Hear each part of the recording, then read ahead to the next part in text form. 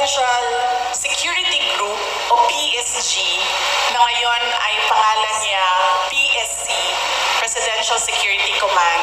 Ang batas na gumawa nun, may mandato siya. Ang mandate niya is the protection of the President and his family, protection of the Vice President and his family. At meron pang iba. So, ang PSC kasi is a command under the Armed Forces of the Philippines. Walang mga pulis doon. AFP yan sa lahat. Ang mandate ng PSC, President and Vice President. Bakit? Bakit yan ang mandate nila? Kasi our Constitution provides for the line of succession. The Vice President is the first in line.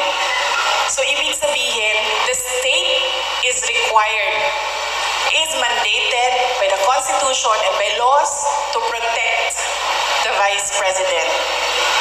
Kasi pag nawala ang presidente, siya yung susunod. Kaya pinoprotektahan din siya.